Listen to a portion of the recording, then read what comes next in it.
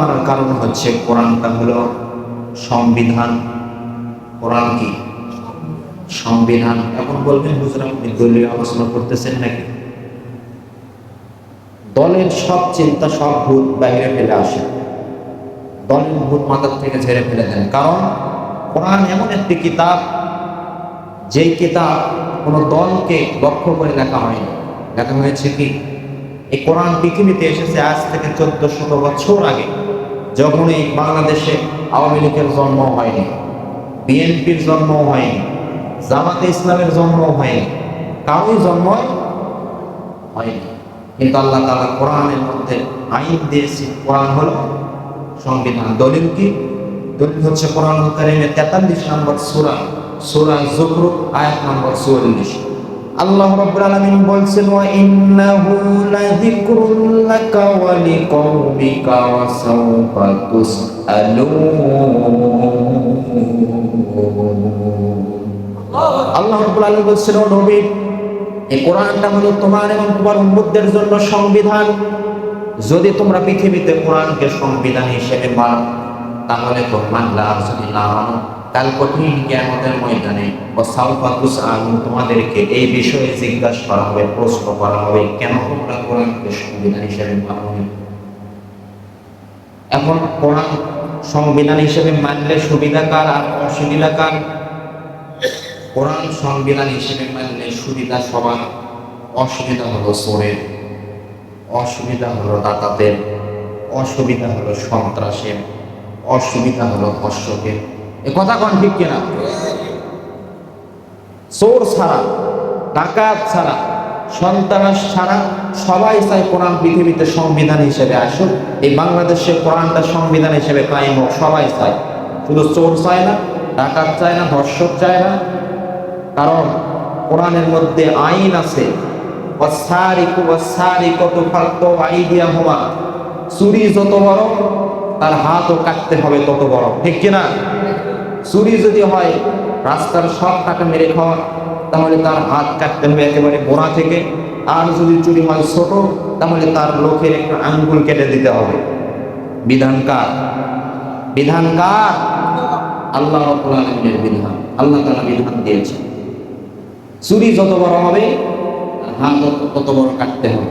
সন্ত্রাস যে হবে, এই কোরআন সংবিধান হলে তার সমস্যা। কারণ আল্লাহ তাআলা কোরআনের মধ্যে আইন দিয়েছেন, ইন্নামা জাযাউল লাযিনা ইউহারিবুনা আল্লাহ ওয়া রাসূলাহু ওয়া ইয়াসআউনা ফিল আরদি ফাসাদা আও ইয়াকতালু আও ইউসাল্লামু আও তুকাত্তা আইদিয়াহুম ওয়া আরজুলাহুম মিন খিলাফিন আইদিন ফাও মিনাল আরদ। চিৎকার করে বলেন আল্লাহু আকবার। আল্লাহ রাব্বুল আলামিন বলছেন, পৃথিবীতে যারা অনার্থ সৃষ্টি করে, সমাজের মধ্যে যারা সন্ত্রাসী কায়দা সৃষ্টি করে, এই সন্ত্রাসদেরকে তোমরা ধরে ধরে তার বিপরীত দিক থেকে হাত আর পা কেটে দাও। ডান হাত কাটো আর বাম পা কাটো, অথবা বাম হাত আর ডান পা কাটো, এই বিপরীত থেকে দিক থেকে তাদের হাত কেটে দাও। আপনারা খেয়াল করে দেখবেন, এই বাংলাদেশে যত কোরআনের আলোচনায় যত বাধা দেওয়া হয়, এই বাধাগুলো দেয় যারা সন্ত্রাস, যারা ডাকাত, ঠিক কিনা? কারণ তারা ভালো করে জানে এই বাংলার জমিনে যদি কোরআন সংবিধান হিসেবে আসে তাহলে একটারও হাত আর পা থাকবে না। কথা বলেন ঠিক কিনা? কোরআন যদি বাংলার জমিনে সংবিধান হিসেবে আসে একটারও হাত আর পা থাকবে না। এই জন্য কোরআনের আলোচনায়, কোরআনের মাহফিলে তারা বাধা দেয়। এই বাংলার জমিন থেকে খুঁজে খুঁজে 20টা সন্ত্রাসকে বের করেন, বের করে করে তাদের হাত আর পা কেটে দেন। এই বাংলার জমিনে টর্চ লাইট দেওয়ার কোনো সন্ত্রাস খুঁজে পাওয়া যাবে না। কথা বলতে হবে ঠিক কিনা আমার প্রিয় ভাইরা? এই জন্য সন্ত্রাসরা, ডাকাতেরা কোরআন সংবিধান হিসেবে চায় না। তারা কোরআনের মাহফিলে বাধা দেয়, কোরআনের আলোচনায় শুনলেই তাদের গায়ে আগুন ধরে যায়। সম্মানিত ভাইরা আমার বন্ধুগণ, যারা কোরআনকে সংবিধান হিসেবে মানতে চায় না, তাদের সাথে বিতর্ক না করে কোরআনের দর্শনগুলোকে তাদের মধ্যে সুন্দর করে ঢুকিয়ে দিতে হবে। কোরআনের দর্শনগুলো যদি আমরা তাদের মাথার মধ্যে যদি সুন্দর করে ঢুকিয়ে দিতে পারি, তাহলে একা একাই তারা কোরআন নিয়ে গবেষণা করা শুরু করবে, ঠিক কিনা? কোরআন যদি সংবিধান হয় তাহলে সমস্যা হবে দুর্নীতিবাজ। রাগ করতেছেন? সম্মানিত ভাইরা আমার, কোন চোর, কোন ডাকাত, কোন সন্ত্রাস যদি লাইনে আসে, কোন সন্ত্রাস যদি ইসলামের পক্ষে আসে, তাহলে লাভটা কি হয়? একটা হাদিস শুনলে আপনারা বুঝতে পারবেন। একটা হাদিস বলবো কি? আমার প্রিয় ভাইরা আমার, সম্মানিত বন্ধুগণ, যখন রাসূলুল্লাহ সাল্লাল্লাহু আলাইহি সাল্লাম মক্কা থেকে মদিনায় হিজরত করে চলে গেলেন, খেয়াল করে শুনেন, মনোযোগের সাথে শুনেন। একজন ডাকাত যদি লাইনে আসে, ডাকাত যদি ইসলামের পক্ষে আসে, ইসলামের কতটা রাস্তা ক্লিয়ার হয়। রাসূল সাল্লাল্লাহু আলাইহি সাল্লাম মক্কা থেকে মদিনায় হিজরত করে চলে গেলেন। যাওয়ার পরে আবু জেহেল বিশ্ব নবীকে 54 বার মারার চেষ্টা করে ব্যর্থ হলো, পারল না পারার কারণে আবু জেহেল ইয়ামামার প্রেসিডেন্ট, তৎকালীন প্রেসিডেন্ট ছিল সুমামা ইবনে উসাল। এই সুমামা ইবনে উসালের কাছে গেল, গিয়ে বলল, সুমামা ইবনে উসাল, আমি একটা অফার নিয়ে এসেছি তোমার জন্য। মদিনার জমিনে একজন মানুষ আছে, তার নাম হলো মুহাম্মদ। সে আমার ভাতিজা। আমার ভাতিজাকে তুমি যদি মারতে পারো, তাহলে মক্কার জমিনে তোমার জন্য সব ব্যবসা প্রতিষ্ঠান খোলা। তোমার ব্যবসা করতে কোনো শুল্ক দেওয়া লাগবে না, কোনো সিকিউরিটি দেওয়া লাগবে না, কোনো ভ্যাট দেওয়া লাগবে না। তুমি মক্কার জমিনে গিয়ে রাষ্ট্রীয়ভাবে তুমি ব্যবসা করতে পারো, তোমার জন্য একটা ছাড় আছে। নগদ আর নগদ পুরস্কার হলো তোমার জন্য 200 উট দেবো আমি। সুমামা ইবনে উসাল ডাক দিয়ে বলে, আবু জেহেল, তোমার ভাতিজা মুহাম্মাদের অপরাধ কি? কেন তুমি তোমার ভাতিজাকে মারতে চাও? আমাকে একটু খুলে বলো। আবু জেহেল ডাক দিয়ে বলে, সুমামা, আমার ভাতিজার অপরাধ কোনো অপরাধ নেই। আমার ভাতিজার অপরাধ হলো একটা, আমার ভাতিজা সকাল এবং বিকাল সবসময় বলে কোরআন সংবিধান, কোরআন ছাড়া পৃথিবীতে কারো আইন মানা যাবে না। কোরআন ছাড়া পৃথিবীতে কারো আইন মানা যাবে না। এটাই হলো মুহাম্মাদের অপরাধ। তুমি যদি মুহাম্মাদকে মারো, তোমার জন্য রাষ্ট্রীয় অনেক সুখবর আছে, রাষ্ট্রীয়ভাবে তোমাকে অনেক ফায়দা দেওয়া হবে। সুমামা ডাক দিয়ে বলে, নগদ কি পুরস্কার পাবো আমি? বলে, নগদ তোমাকে 100, নগদ তোমাকে 200 উট দেওয়া হবে, 200 উট তোমাকে পুরস্কার হিসেবে দেব। সুমামা রাজি হয়ে গেল। 15 জন মানুষ নিয়ে সুমামা মদিনার একটা পাহাড়ের উপরে চলে আসলো। খুঁজতে খুঁজতে পাহাড়ের উপরে দাঁড়িয়ে আছে আল্লাহর নবী মুহাম্মদ সাল্লাল্লাহু আলাইহি ওয়াসাল্লাম। সাহাবীদেরকে কোরআনের তালিম দিয়ে একটু ক্লান্ত হয়ে এই পাহাড়ের পাদদেশে, পাহাড়ের নিচে একটা ছোট্ট পাথরের আশ্রয়স্থলের ছায়ায় রাসূল ঘুমিয়ে পড়েছেন। রাসূল যখন ঘুমিয়ে পড়েছেন, সুমামা ইবনে উসাল 15 জন মানুষ নিয়ে এসে পাহাড়ের উপরে উঠে বড় একটা পাথর রাসূলের মাথার উপরে এইভাবে ধরে আছে। যখন ধরে আছে, জিবরাইল আলাইহিস সালাম আল্লাহকে ডাকতে বলল, ও আল্লাহ, কাবার মালিক আল্লাহ, ওই যে সুমামা ইবনে উসাল বিশ্ব নবীকে মারার জন্য বড় একটা পাথর নিয়ে দাঁড়িয়ে আছে। ও আল্লাহ, এখন আমি কি করতে পারি? কি করবো আপনি একটু আমাকে বলে দেন। আল্লাহ ডাকতে বলে, জিবরাইল, তুমি মনে করছো আমি জানি না, আমি মনে হয় দেখতে পাই না, কিন্তু আমি আল্লাহ সব কিছু দেখতে পাই। বলেন সুবহানাল্লাহ। আল্লাহ রাব্বুল আলামিন বলেছেন, জিবরাইল, আমি একটু দেখতে চাই তুমি কেমন, আমার নবীর সাথে তোমাকে কেমন মহব্বত হয়েছে। আল্লাহ রাব্বুল আলামিন জিবরাইল আলাইহিস সালামকে পৃথিবীতে আল্লাহ নবী মুহাম্মদ সাল্লাল্লাহু আলাইহি সাল্লামের কাছে 1,24,000 বার পাঠিয়েছিলেন। কতবার? 1,24,000 বার পাঠিয়েছিলেন। আল্লাহ ডাক দিয়ে বলে, জিবরাইল, আমি দেখতে চাই আমার নবীর সঙ্গে তোমার মহব্বত কেমন হয়েছে। তাড়াতাড়ি করে যাও, দৌড় দিয়ে চলে যাও আমার নবীর কাছে। নবীর কাছে গিয়ে পরে 1 নাম্বার কাজ হলো, সুমামা যে পাথরটা ফালাতে চেষ্টা করছে, পাথরটাকে আটকানো। এরপরে 2 নাম্বার কাজ হলো, মধুর সুরে তোমাকে আযান দিতে হবে। উস্তুর কাবার মধ্যে এসেছে, সুমামা যত বড় পাথর নিয়ে নবীর মাথার উপরে দাঁড়িয়েছিলেন, এই পাথরটা হচ্ছে 47 মণ ওজনের পাথর। কত মণ? 47 মণ ওজনের পাথর। এই পাথর যদি নবীর মাথার উপরে ফেলানো হতো, নবী একেবারে হত্যা হয়ে যেতেন। আমার প্রিয় ভাইরা, জিবরাইল আলাইহিস সালাম এসে এমন মধুর সুরে আযান দেওয়া শুরু করছেন।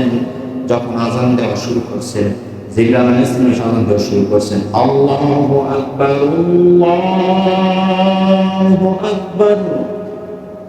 জিবরাইলের বলা, আমার মতো ঘোড়া সাহেবের মতো ঘ্যাট ঘ্যাটা বলা হয়। এত সুন্দর করে আযান দেওয়া শুরু করছে জিবরাইল। সুমামা আজানের মায়ায় করে সুমামা এদিক সেদিক তাকানো শুরু করছে। জিবরাইল এখানে একটা চালাকি করছে, সুমামা যেই দিকে তাকায় জিবরাইল আরেক পাশে আসে, এসে আবার মধুসূর আজান দেওয়া শুরু করছে। আল্লাহু আকবার, আল্লাহু আকবার। যখন জিবরাইল আজান দেয় তখন সুমামা পাগল হয়ে গেছে আজানের সুরে, যে আল্লাহর নাম কোথায় থেকে আসে, কে আল্লাহর নাম দিচ্ছে। জিবরাইল যখন আজান দেওয়া শুরু করছে এইভাবে, সুমামা মাথার পাগল হয়ে গেছে। পাগল হয়ে তিনি আজানের ধ্বনি কোথায় থেকে আসে খুঁজতে লাগলেন। এমন সময় জিবরাইল নবীর সাল্লাল্লাহু আলাইহি সাল্লামের পা মোবারকের কাছে গিয়ে জিহ্বা বের করে পা চাটা শুরু করছেন। যখন জিবরাইল নবীর পা চাটা শুরু করছে, নবী করিম সাল্লাল্লাহু আলাইহি সাল্লাম জাগ্রত হয়ে গেছেন। জাগ্রত হয়ে ডাকতে বলেন, জিবরাইল, ও ভাই জিবরাইল, কি হয়েছে, তুমি আমার পা চাটতেছো কেন এভাবে? বলে, হুজুর, ও হুজুর, তাকিয়ে দেখেন ওই যে সুমামা ইবনে মুসাল আপনার মাথার উপরে পাথর মারার জন্য দাঁড়িয়ে আছে, আপনাকে হত্যা করে ফেলবে। রাসূল ডাক দেয় বলে, ভাই জিবরাইল, আমার অপরাধ কি?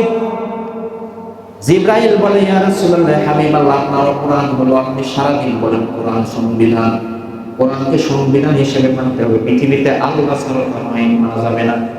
এই জন্য ইয়ামামার প্রেসিডেন্ট সুমামাকে আবু জেহেল ভাড়া করে নিয়ে এসেছে আপনাকে মারার জন্য। আল্লাহ রাব্বুল আলামিন আপনাকে আদেশ দিয়েছেন জায়গাটাকে চেঞ্জ করুন, আপনি এখান থেকে সরে যান। আল্লাহ নবী সাল্লাল্লাহু আলাইহি ওয়াসাল্লাম সেখান থেকে সরে চলে গেছেন। যাওয়ার পর সুমামা নিচের দিকে তাকিয়ে দেখে নবী মুহাম্মদ সেখানে নাই।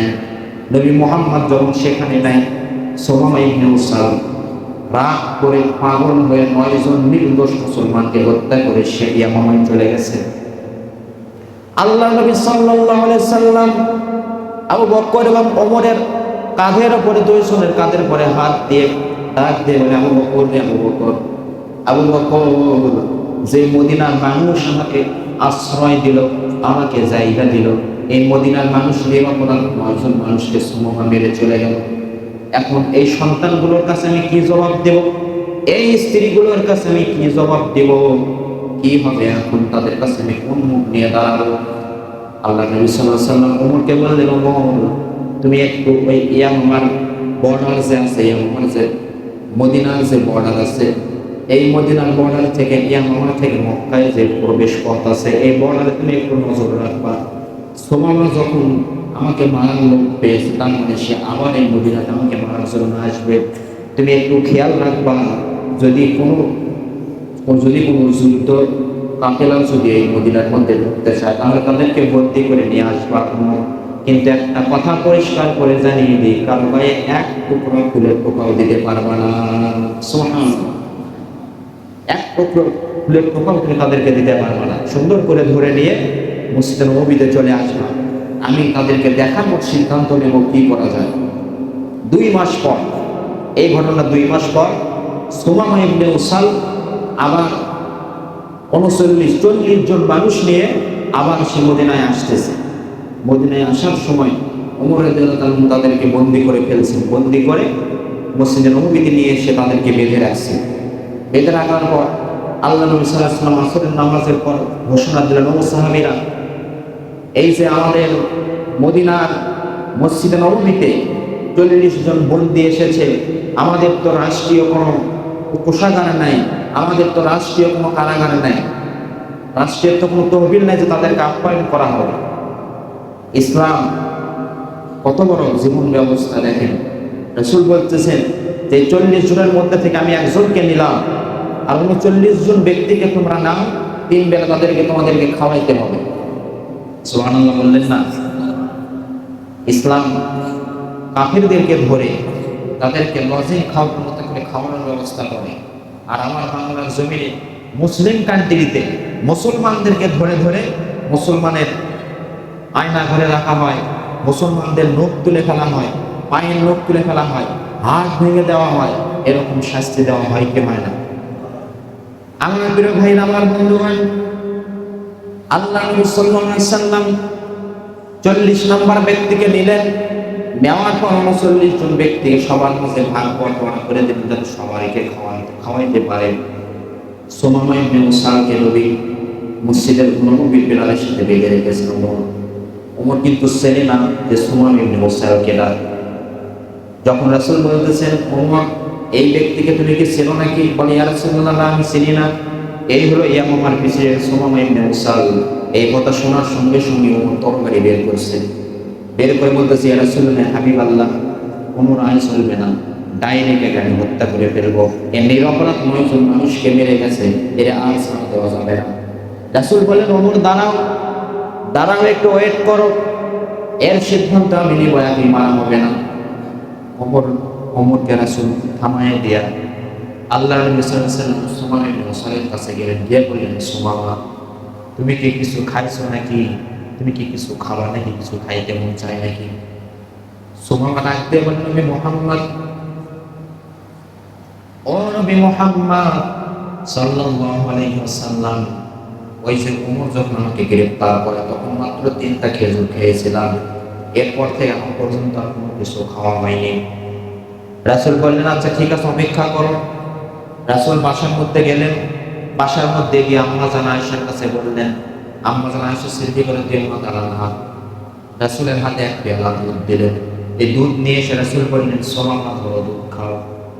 সুমামা ডাক দিয়ে বললেন, ও নবী মুহাম্মদ, তুমি আমাকে মারতে চাও, বুঝতে পেরেছি তুমি এর মধ্যে বিষ মিশিয়ে নিয়ে এসেছো, তুমি আমাকে বিষ দিয়ে মারতে চাও, আমি দুধ খাবো না। রাসূল বলে, সুমামা, আমি কোনো পুরুষ না রে, আমি কোনো পুরুষ না, বিষ দিয়ে আমি তোমাকে মারবো না, আমি তোমাকে মারার জন্য এই দুধ নিয়ে আসি নাই, তুমি কিছু খাওনি এর জন্য দুধ নিয়ে এসেছি, দুধটা খাও। বলে, না, আমি বিশ্বাস করি না, তুমি আমাকে মারতে চাও। আবু বকর পাশে দাঁড়িয়েছিলেন। আবু বকর রাদিয়াল্লাহু তাআলা বলছেন, আমি পৃথিবীতে সবচাইতে সবার আগে মুসলিম হয়ে ইসলাম ধর্ম গ্রহণ করেছি। আজ আমার মনে হচ্ছে আমি যদি তোমার জায়গায় থাকতাম তাহলে আমি সবচাইতে ধন্য মনে করতাম নিজেকে। বলেন আল্লাহু আকবার। সম্মানিত ভাইরা আমার, সুমামা ডাক দিয়ে বলে, না, তুমি আমাকে মারতে চাও? নবী ডাক দিয়ে বলে, সুমামা রে, আমি কোনো মানুষ মারা নবী না, আমি মানুষকে মারতে পারি না, আমি মানুষ মারা নবী না, আমি তোমাকে খাইয়ে দিতে চাই, তুমি খাও।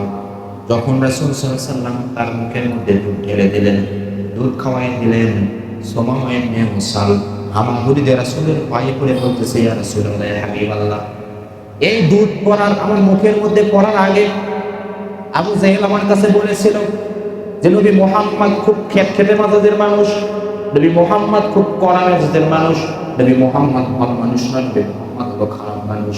কিন্তু আজকে মনে হচ্ছে নবী মুহাম্মদের চাইতে পৃথিবীতে ভালো আর কোনো মানুষ নাই। বলেন আল্লাহু আকবার।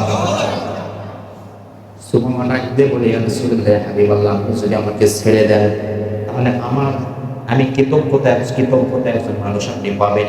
আর যদি আপনি আমাকে হত্যা করে ফেলেন তাহলে রক্তের মূল্য আপনাকে দিতে হবে। আর যদি আপনি আমাকে না মারেন, যদি আপনাকে জান ভিক্ষা দেন, জান ভিক্ষা চাওয়ার তো কোনো মুখ আমার নাই, কিন্তু আপনি যদি আমার জানটাকে ভিক্ষা দেন তাহলে ইসলামের জন্য আমি বড় বড় কাজ করে দিতে পারি। রাসূল সাল্লাল্লাহু আলাইহি ওয়াসাল্লাম তাকে 3 দিন বেঁধে রাখার পর, 3 দিন পর তাকে কোনো শাস্তি না দিয়ে 3 দিন পর রাসূল সাল্লাল্লাহু আলাইহি ওয়াসাল্লাম তার হাত পা সব খুলে দিলেন, তাকে ছেড়ে দিলেন। ছেড়ে দেওয়ার সঙ্গে সঙ্গে সুমামা ইবনে উসাল ইয়ামামার মধ্যে না গিয়ে তিনি মদিনার পার্শ্ববর্তী একটা খেজুরের বাগান ছিল, এই খেজুরের বাগানের মধ্যে একটা কূপ ছিল, কূপের কাছে গিয়ে গোসল করে সুমামা ইবনে উসাল মুসলিম নবীর মধ্যে এসে ঘোষণা দেওয়া শুরু করছে, আশহাদু আল্লা ইলাহা ইল্লাল্লাহ ওয়া আশহাদু আন্না মুহাম্মাদান আবদুহু ওয়া রাসূলুহু। চিৎকার করে বলেন আল্লাহু আকবার। আমার প্রিয় ভাইয়েরা, সুমামা ইবনে উসাল মুসলমান হয়ে গেল মসজিদে নববীতে এসে। মুসলমান হয়ে যাওয়ার পর সুমামা ইবনে উসাল বলতেছেন, ইয়া রাসূলুল্লাহ, হাবিবাল্লাহ, এই মুহূর্তের আগে পর্যন্ত, ইসলাম গ্রহণ করার আগে আমার কাছে সবচেয়ে পৃথিবীর মধ্যে নিকৃষ্ট চেহারা ছিল নবী মুহাম্মদের চেহারা। এই চেহারাকে আমি খুব ঘৃণা করতাম, কিন্তু ইসলাম গ্রহণ করার পর থেকে এর চাইতে উত্তম কোন চেহারা আমার কাছে আর নাই। বলেন আল্লাহু আকবার। শুধু তাই নয়, এই মসজিদে নববী ছিল আমার কাছে সবচেয়ে নিকৃষ্ট জায়গা, এই মসজিদে নববী আমার কাছে এখন সবচেয়ে প্রিয় জায়গা। শুধু তাই নয়, এই মদিনা শহর ইসলামের কাছে সবচেয়ে ঘৃণিত শহর। এই মদিনা শহর ইসলাম গ্রহণ করার পর থেকে সবচেয়ে প্রিয় শহর হলো মদিনা শহর। সুবহানাল্লাহ। সবচেয়ে মজার বিষয় হলো রাসূল সাল্লাল্লাহু আলাইহি ওয়াসাল্লাম যখন ইন্তিকাল করার পর সুমামা ইবনে উসাল তিনি তখন ইয়ামামায় চলে যান। ইয়ামামায় যাওয়ার পর ইয়ামামার মধ্যে একটা ভণ্ড নবী দাবি করেছিল মুসাইলামাতুল কাযযাব। এই মুসাইলামাতুল কাযযাবকে এই সুমামা ইবনে উসাল নিজের হাতে হত্যা করেছিলেন। বলেন আল্লাহু আকবার। তাহলে চোর যদি লাইনে আসে, ডাকাত যদি লাইনে আসে, তাহলে ইসলামের খেদমত হয় কি হয় না? ইসলামের রাস্তা ক্লিয়ার হয় কি হয় না? এই জন্য যারা কোরআনকে সংবিধান হিসেবে মানতে চায় না, তাদের সাথে লাগামাজা না করে, তাদের সাথে তর্ক না করে তাদেরকে বুঝাইতে হবে। কোরআনের দর্শনটাকে তাদের মাথার মধ্যে ঢুকিয়ে দিতে হবে। যদি আমরা সুন্দর করে তাদের মাথার মধ্যে কোরআনের দর্শনটাকে ঢুকিয়ে দিতে পারি, তাহলেই তারা প্রকাশ্যে না হলেও গোপনে গোপনে কোরআন নিয়ে একটু রিসার্চ করা শুরু করবে, ঠিক কিনা?